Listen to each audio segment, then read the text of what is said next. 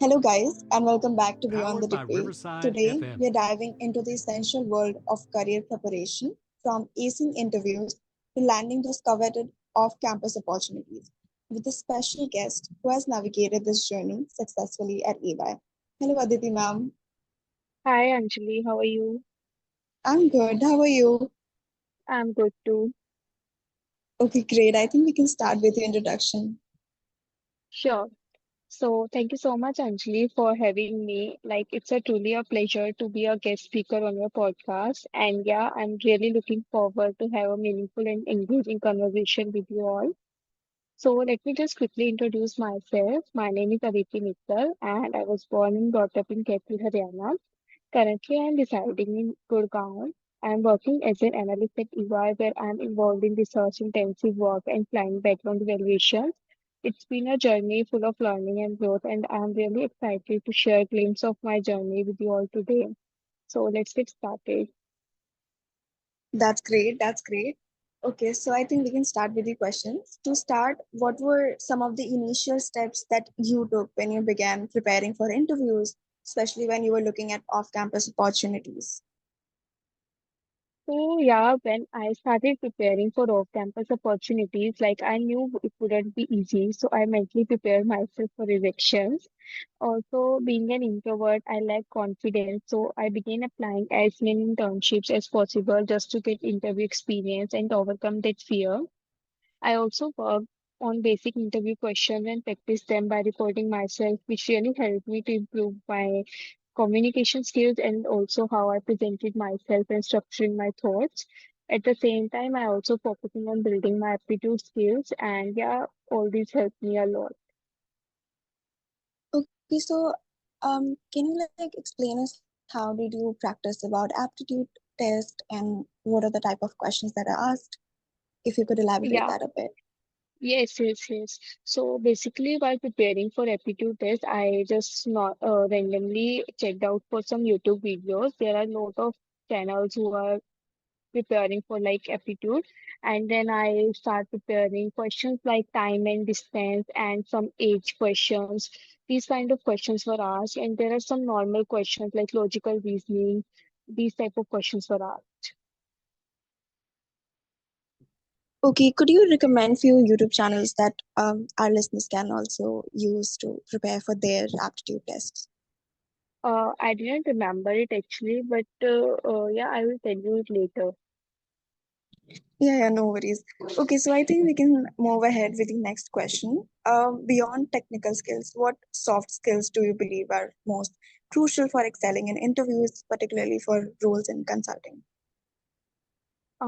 I believe communication is one of the most important skills, like not just about speaking, but how well you are presenting yourself, how actively you are listening to others, and your calmness, your composure, and how you are presenting your thoughts. All these matters a lot.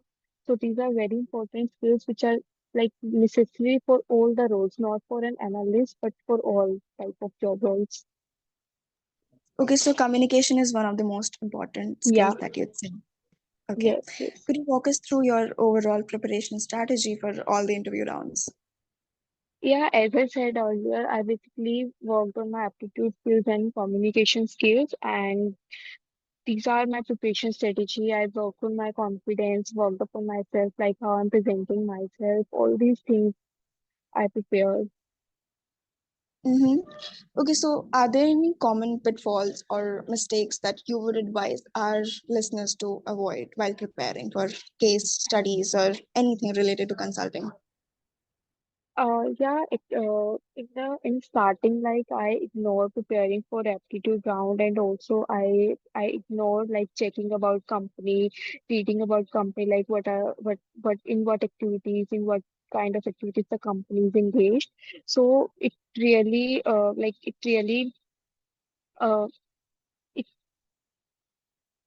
it basically ये थोड़ा मतलब it's really so reading about companies and checking about like what are in what activities they are engaged in, what is the goal, motto, mission of the company, and checking about the overall background of the company helped me a lot. Also, along with this, I've prepared about aptitude, so don't avoid these things. Okay, so did you also practice case studies while for when you're preparing for your interview rounds? No, no, I didn't prepare myself because I'm not getting into consultancy roles. So for consultancy, you will need to prepare for case studies. All right, understood. Okay, so can you recommend few books that you read on daily basis or any of your favorite books? I basically am into fictional, like I read fictional books. So some of like basically A Touch of Eternity and Colin Hoover I read. And yeah, I didn't read much. I'm not a reading person, so yeah. Okay, no worries. I think networking plays a really, really significant role when it comes to off-campus placements. So, do you have any particular strategies that you followed while finding those opportunities? Yes, honestly, so LinkedIn was my go-to platform. I used it not just to look for job postings, but to connect with professionals like from the roles and companies I was interested in. And I would read their experiences, reach out them with genuine messages, ask them for referrals, and yeah, I comment on their post. And also sometimes just like staying active on LinkedIn, commenting on others' posts, and posting time to time, sharing my learnings helped me a lot to get updated on recent new opportunities. So it really showed me how powerful networking can be even without any formal connections. Yeah, definitely. Many students find the process for applying for off-campus opportunities or internships or even placements quite daunting, especially as it takes a lot of time and even patience. So, do you have any advice for those students? Yes, definitely. So my first advice was like, uh, when you are messaging any person on LinkedIn, try to frame a genuine message, not just copy paste the text like you are getting from ChatGPT or something. Frame it with your own thoughts and ask from them like for genuine help. If you see any kind of opportunity like on job portal, so mention the referral ID. Like you can see the job ID, referral ID there. Then ask them to by mention directly the referral ID because they didn't get enough time to check for the particular role. So if you mention the ID, like please refer me for this job ID, it really helps and people can definitely help you. If they see like you have checked the company, you have checked the job description. So these things help me a lot. Okay, I think some people find it very awkward to ask for referrals. So, do you have any suggestions for that? I mean, how can we like ask for referrals directly? I mean, don't you think so? It would be easier for us if we start with building a relationship with a person and then we can proceed with the referrals. Otherwise, it would Uh, be like too selfish to just directly ask for the referrals. no, like yeah, I know sometimes it happens, but yeah, when you connect with that person, you can tell about yourself to them and like in this role and opportunities you are interested in, and you can like politely ask them like if possible, can you please refer me for this opportunity? It would be really grateful. So many people are always ready to refer, and I myself ask many a times for referral. All right, understood.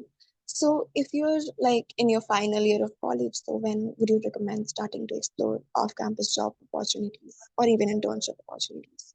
For internship opportunities, I was always actively looking like throughout my college. But for job opportunity, after my fifth semester, I knew that there was no companies were coming in campus, so I start actively looking for off-campus opportunities. Also, in June, July, like there are many summer internships and many companies who are looking for individuals. So I at the time I was like around 10 to 12 hours I'm spending on LinkedIn, just looking for job opportunities, scrolling and applying for n number of jobs. And then at last I get EY. So yeah, this was my strategy. I asked many number of people for the referral and I was actively looking for various job portals. Like I updated my profile on LinkedIn or Naukri.com. I updated my CV on random basis. And yeah. Okay, so basically, you just have to keep on trying and trying, and then you will get it. Yeah. For off-campus opportunities, I think it's all about your luck, your hard work, and your patience. Okay. Could you also like let us know what do you work at EY and how is the culture at EY? Okay, so at EY, I'm basically working in forensics, so forensic due diligence. So in that, I'm doing like background check of our clients and many senior members of the company. And the culture at EY is very nice, like I think, and my team is also very nice. So I think it all depends upon your team, your manager, and your colleagues, how they are and uh, how they are like behaving with you and all. So there, it totally depends upon team to team. Overall, the at EY, the culture is, I think, very good. But yeah, sometimes there is a work pressure which you cannot ignore.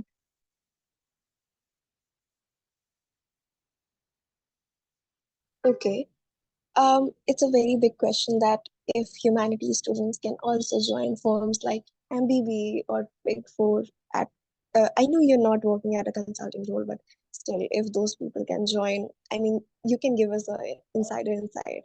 If people are there who are from humanities background and still working in consulting.